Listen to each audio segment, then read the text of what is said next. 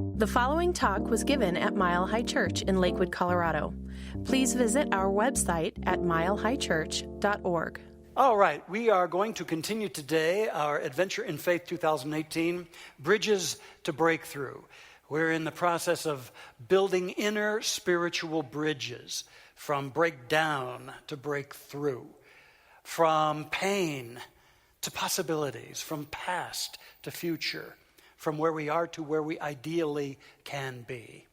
And in the process of this, we're bridging our beloved Mile High Church into a new chapter of growth and greatness, and also amassing the personal skills to be masterful when change descends into our life as well. And we have the first 4 steps accomplished, although I would pause to say that we seldom, as you're building a bridge like this in your life, is it as sequential as our series is making it. Oftentimes you spend a little more time in one area, go back to some others. But basically this is the journey, and we have the first 4 steps, accepting change, very important, and then honoring feelings, followed by then embracing transformation. And last week we talked about re-entering the game, that moment when we realize that life still calls us and we return to the mainstream of life no matter what has happened in our experience. And the virtues that we have in place, you can see those on the screen. Let's show that again, gang. Those virtues there: courage for accepting change, honesty to honor our feelings, surrender to embrace transformation, and last week we put the gift of heart, the virtue of heart there at the crest of the bridge. And now as we move forward today, we're moving into the part that moves us into breakthrough territory, into newness. And today we begin that with receiving the gifts. Our topic today, receiving the gifts. Today we have the opportunity to really get that there are gifts available for every one of us, no matter what the experience. The problem is we aren't always willing to receive those gifts. Ernest Holmes wrote that a bucket that is turned upside down, even in a cloud burst, will not fill with water. And so our opportunity and our challenge is to turn over the bucket of awareness in our lives and to establish a new relationship with key experiences in our past so that we're a bucket able to be filled, so that we can receive the gifts that are outpouring from the universe.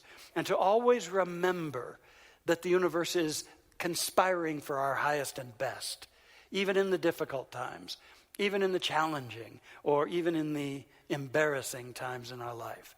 It's all about finally getting around to receiving the gifts. Yeah, you can receive gifts, find gifts, even in the awkward times of your life. You're probably thinking of a few right now. The embarrassing times in your life. This week I was reflecting on some of the incidents in this 42-year journey and being in this ministry, and I remember my first wedding I ever gave. My first wedding was at 6 a.m. The couple wanted to be married by a little pond in a park.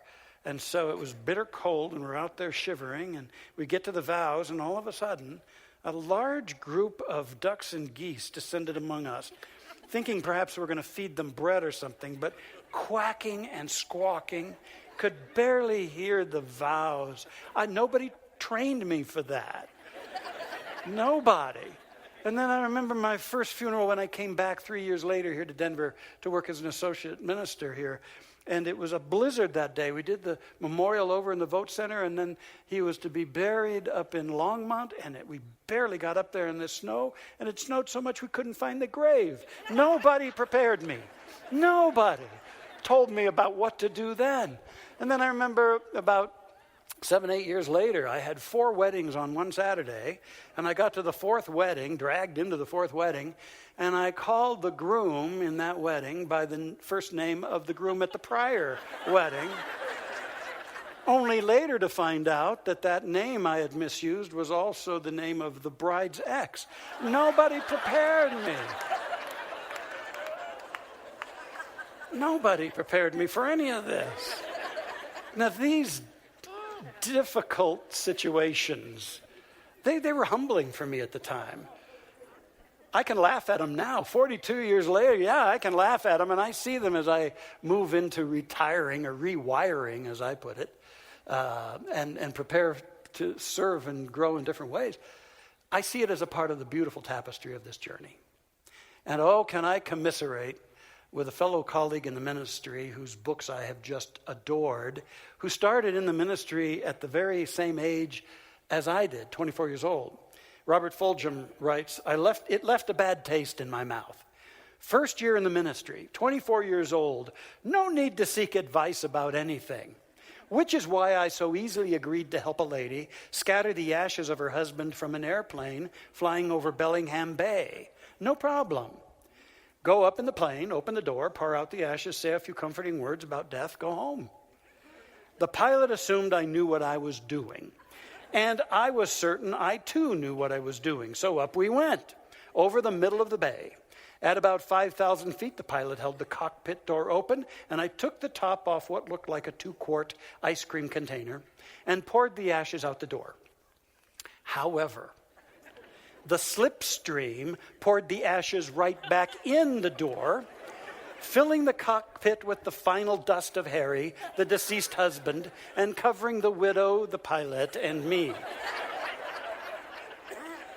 We flew back to the field in silence. The widow was nice and calm and cool about the whole thing. This will be funny someday, she said, and drove off in her car with Harry's ashes beside her in a vacuum cleaner bag. I can so commiserate with those things and to find the gifts in the times when you just fall flat on your face and you get up anyway and you say, isn't life great? But what about the devastating times? The times that bring us to our knees and break our hearts. The times that, for many people, continue to swallow them up like quicksand. Or the times that become perpetual roadblocks and stop signs when they want to go forward. What about those times? Any gifts in those? Well, I looked into my own life again, and I thought about one of the deepest heartaches of my life, and I've had several, that's for sure. But one of the deepest ones was when I was in my very early 30s, 31, and thought I was getting married after a 3-year relationship to a lovely lady who got scared and all of a sudden just moved out, left a note saying, don't call me, and never explained anything. And I just fell into the deepest agony. I write about this in my book, and I've shared it with you before if you've been around here a while. I fell into the deepest of agony, grieving. And yet, at the same time, I was an associate minister, and I had to put on the old look good act, but I was in deep, deep pain. And then as I just sort of held that within and tried to steal through it all, I found it devolving into anger after several months. And then I started telling stories and about how terrible it was and what a victim I was. And then it even got into voicing hate. I don't know if that was really genuine, but it's where I went, in all honesty. So much so that about 9 months after all that had transpired, a good friend of mine said to me, hey, you know, Rod, you teach this stuff called Science Mind. You ever thought of using it? And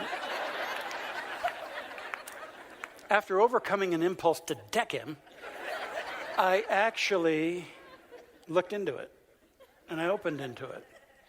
And I realized, hey, there's more to this.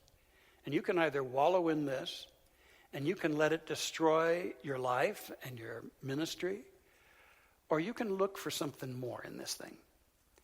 And I did. And then I began to unfold realization after realization. Once I humbled myself, and I realized that indeed the relationship, while a wonderful teaching thing for both of us, a godsend for both of us, wasn't meant to be what we were going to take it to. And I hadn't wanted to accept that.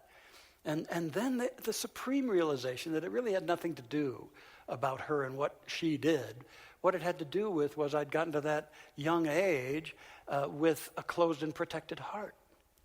And this experience was all about wounding me to break open my heart, that I might learn how to open it.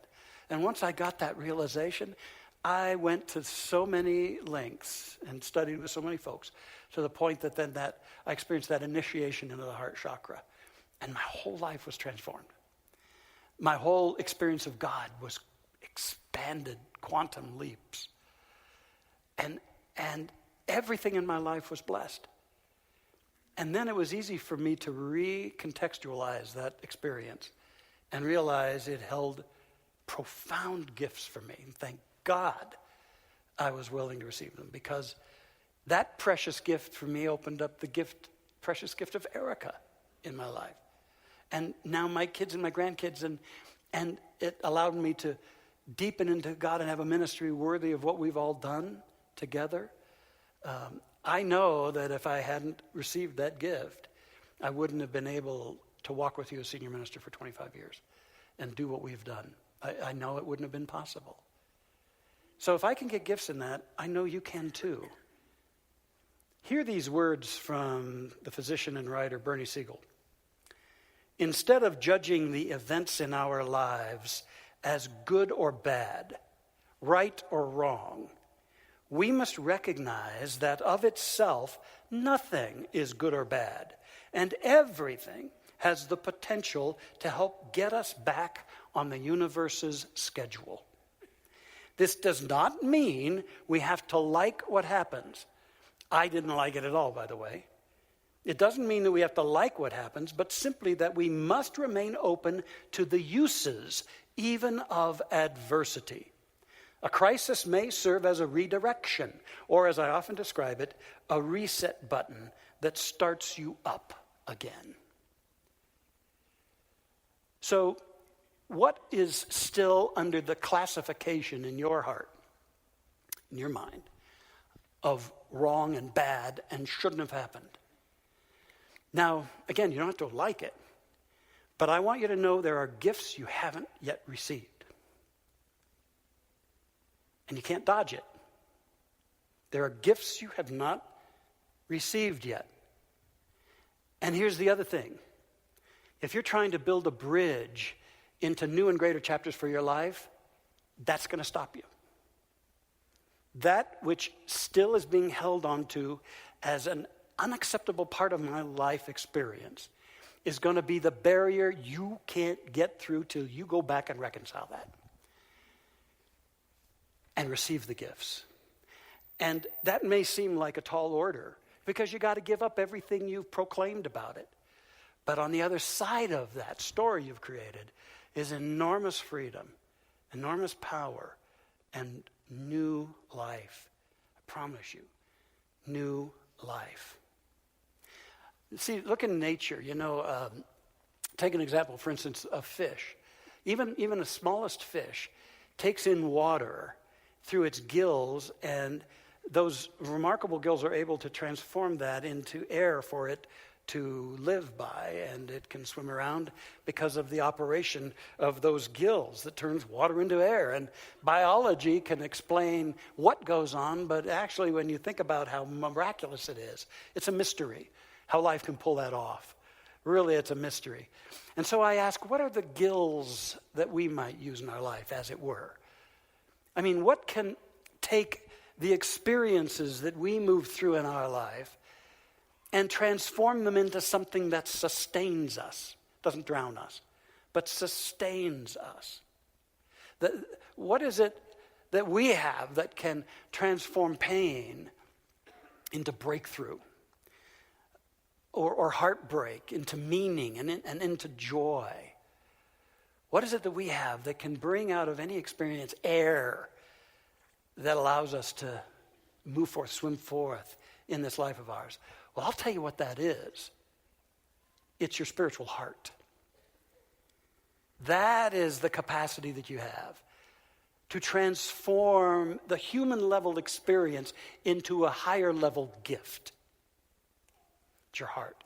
And if you can go back and look at any experience in your life that still broods over you like a dark cloud and look at it through the lens and through the energetic of the heart, the gifts will start to emerge. And how exciting that is. Oh, from my heart of hearts, I want us all to have this. And I want us to have this as a spiritual community. We're building a wonderful bridge for Mile High Church as we move into a new chapter. And I know and I sense that it's a chapter of tremendous service and greatness and continued evolution of this spiritual community. And yeah, I'm stepping aside after 25 years in the role of senior minister, but I'm going to hang out there with you and keep cheering on our continued progress. And I think that what I know is going to make it so powerful and beautiful is the heart of Mile High.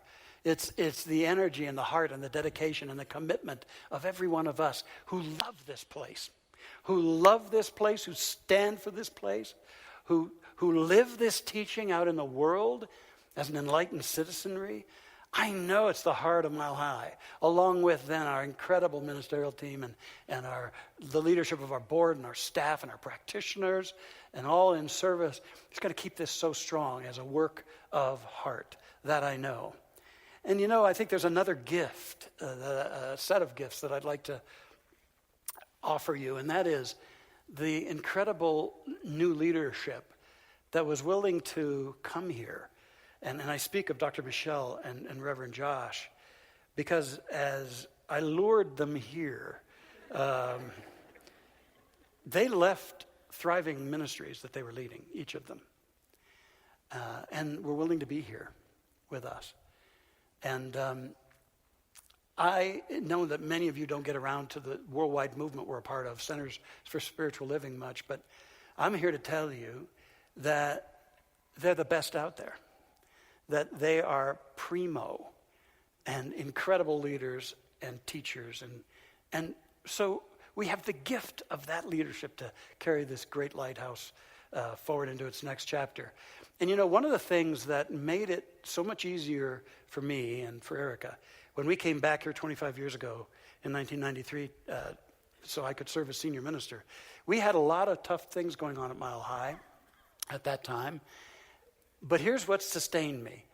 When I got back here, I was lavished with so much love from this congregation, so much enthusiasm, so much support, so much go get 'em, we're behind you kind of energy, that I was willing to step into this and go for it and keep growing personally and just keep doing the best we can do. And look what we've done in these 25 years.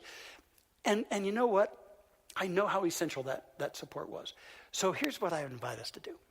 And I'm the one who came up with this. And so I get to do this. I have had them over in the community center put out these little cards. It says words of blessing. And there's a big cork board for both Dr. Michelle and another one for Reverend Josh. And if you just take a few minutes and dart into the lobby of the community center or wherever they have it and write a love note or a few words of support to Josh and to Michelle, and then just pin that to that board.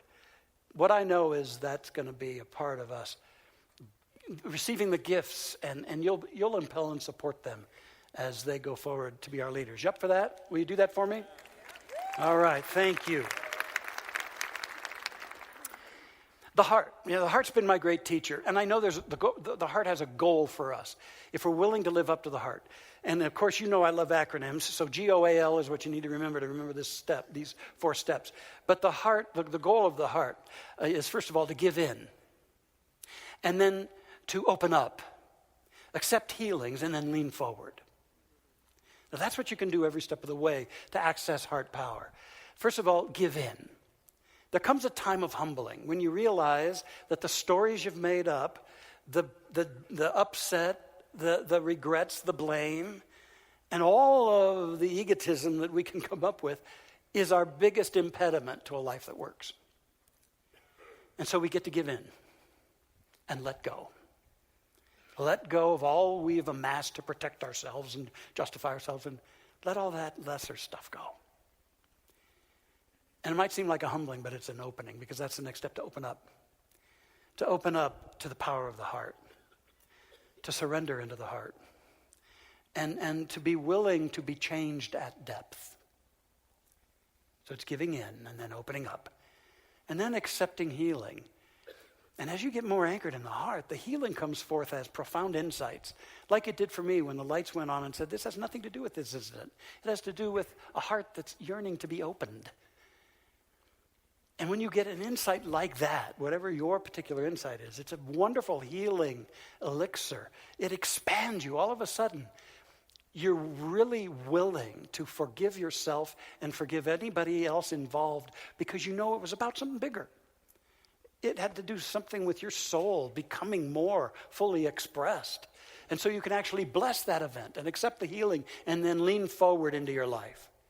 Lean forward and move forward. But you'll find the movement is so graceful because all of the self-inflicted speed bumps are gone. And we can get up to speed and we can swim forth into a beautiful life. Give in. Open up. Accept healings and lean forward in your life. Today, we're adding a new virtue to the bridge that supports this whole process of receiving the gifts. And it's the virtue of gratitude. And the symbol for this gratitude is the sun. Now, gratitude is actually an expression of heart. In fact, all of the next three concluding steps in the bridge are all expressions of heart, which is the fourth one at the crest of the bridge. Gratitude is a heartfelt expression. And when we really hang out in gratitude, it's like the sun falling on barren soil or frozen soil. It's the sun that nurtures energy and plant growth and all manner of growth. Gratitude is like that. It's that powerful. And when we finally really embrace the goal of love, then our hearts can shine forth with gratitude in our life. Think of these three areas of gratitude. First of all, the rays of gratitude for the gift of perspectives. Rays of gratitude for the gifts of perspective is realizing that we can be grateful that everything in our life fits into a bigger perspective and a bigger picture. Another favorite author of mine, Rachel Naomi Remen, she writes of a time when she was a little girl, 3 or 4, and how in her family jigsaw puzzles were a wonderful thing they always did. There was always a very large jigsaw puzzle spread out on a table. And she didn't know anything about the puzzle, but she just saw the family enjoying it time after time. And it was interesting that the father, when they got a new puzzle, would always hide the lid so nobody really knew what they were working on, and just added a little element to the process. Well, one day, little Naomi got up and nobody was around, and she looked at all these pieces, not even knowing what they were for.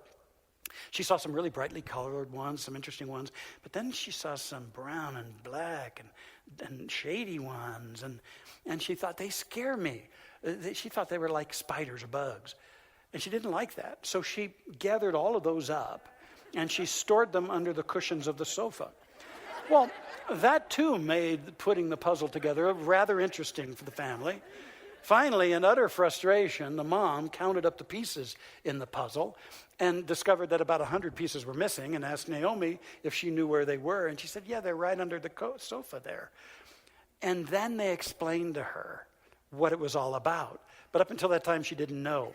And reflecting on that, Naomi writes, as piece after dark piece was put in place, the picture emerged. I was astounded. I had not known there'd be a picture. It was quite beautiful. But without the pieces I had hidden, the game made no sense. Perhaps winning requires that we love the game unconditionally. Life provides all the pieces. When I accepted certain parts of life and denied and ignored the rest, I could only see my life a piece at a time. The happiness of a success or a time of celebration, or the ugliness and pain of a loss or failure I was trying hard to put behind me, out of sight. But like the dark pieces of the puzzle, these sadder events, painful as they are, have proven themselves as part of something larger. What brief glimpses I've had of something hidden seem to require accepting as a gift every last piece. Every last piece. Every precious experience in your life is a part of the perspective, a part of the larger tapestry of your life. Rays of gratitude can shine light on that.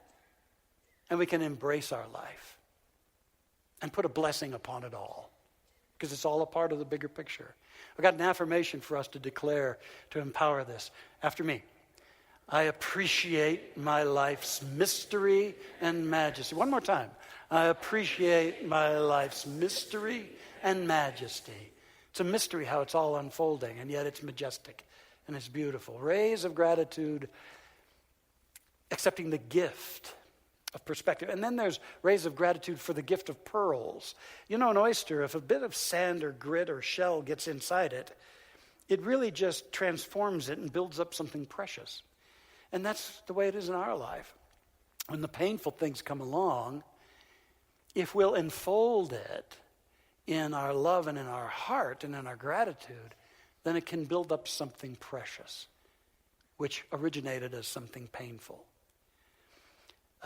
Rabbi Lawrence Kushner, another wonderful author, writes about a time when he and his wife were given the news that their 4-year-old son had a disease called progeria, which is the early aging disease.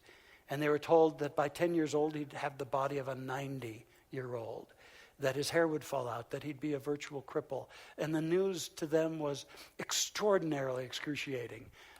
And they didn't even know how they could get through it.